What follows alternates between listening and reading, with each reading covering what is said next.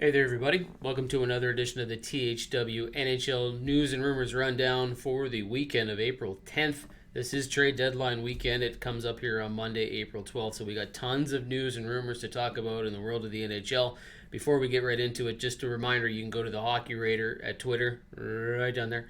If you want to follow us there, you can go to the hockeyraiders.com. The latest news and rumors are always up there every day, and you can get that. Or you can go to the Hockey Raiders on Facebook, way over there in the corner, and follow us there. We got tons of great content on the YouTube page as well, so like and subscribe to this channel.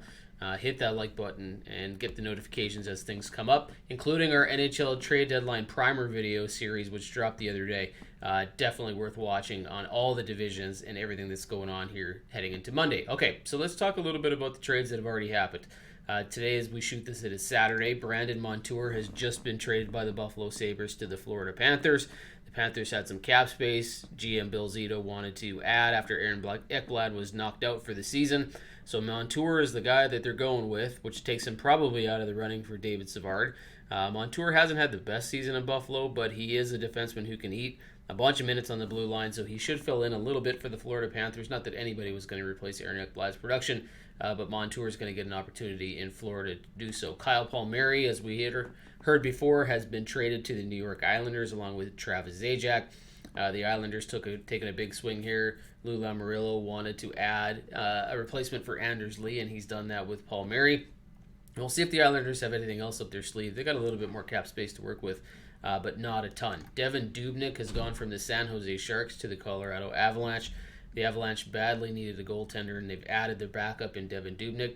Dubnyk's not had a great season. He's got like a .898 save percentage, and goals against average is not very good. He probably won't play a lot, but that's not really the key here. Colorado just needed a backup. They needed insurance just in case something were to happen with their starting goaltending, because that was the one kind of piece that was going to put them over the top to make sure that they were a Stanley Cup contender. All right, so those are the trades that have happened, and obviously the hockeyraiders.com will have those things as more become available, so check out the website repeatedly, and any videos will probably be coming.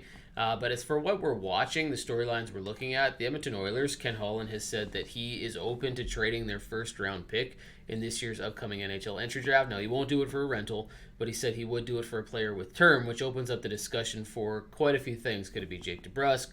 Could it be Rickard Rakell? Could it be a goaltender like Elvis Merzlikins out of Columbus? Maybe even Taylor Hall, who is technically a pending UFA, but there's been a lot of talk about a trade and sign that could be going on there. So we'll get into Taylor Hall here in a second too. Toronto has traded for Riley Nash. We could have included this in the trades that have already happened, which is important, but Riley Nash being injured is not going to play for the end of the regular season. He might be back for the playoffs, and the conditional 7th round pick that went to Columbus becomes a 6th rounder if he plays in 25% of the Maple Leafs playoff games. But the key here with this trade is that this is sort of a cap wiggle room move by Kyle Dubas.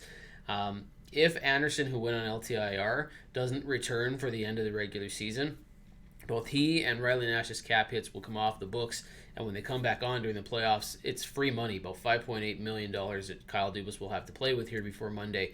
Now, the key is what happens with Frederik Andersen. Is he injured enough that he won't be back for the end of the regular season, or will he be back before the playoffs, in which case his cap hit will count against the cap for the Leafs? So we'll have to watch that story for sure. Lots of news on Taylor Hall. Lots of teams interested. The Islanders are probably out of the running. We don't have a real indication of whether or not the Oilers are in it. Toronto doesn't really have the cap space, but Boston's in there still. Maybe Florida. Colorado could be part of the conversation. Even Minnesota maybe might be a team to watch out for. And St. Louis, is there some talk there that maybe Hall goes there? And interesting, Mike Hoffman might be leaving the Blues. Doug Armstrong has said he's open to trading his pending UFAs, especially ones that haven't performed quite as well, which is an interesting thought, because if the Buffalo Sabres move Taylor Hall to St. Louis and retain half the salary, it's kind of a wash on the salaries, but Mike Hoffman has been more productive this season than Taylor Hall. So you could make the argument that it's not the best deal if St. Louis is really looking at that. We'll see what happens there, but St. Louis is probably going to be busy before the deadline here.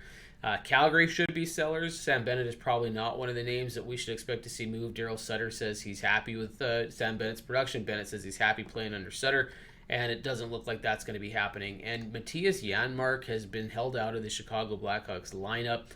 So has David Savard in Columbus and a few other players, but Chicago is a team to watch because they've already done a trade where they've taken on some salary, and they might do more of that. And Matthias Janmark's trade, if it comes, could be something there. So he might be moved as a pending UFA for simply a draft pick or a prospect, but he could also be part of a bigger deal where salary comes back to Chicago. So we're going to have to watch for that.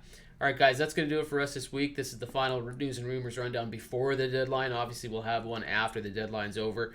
Go to the NHL, the site here for the NHL news and rumors at the Hockey Raiders. And then, of course, check out the Facebook page and all the video content on YouTube. Enjoy. Hope you guys enjoy Trade Deadline. Keep her tuned in because there's lots of action. Everybody thought this was going to be quiet, but it doesn't look like it's going to be. There's lots of action already.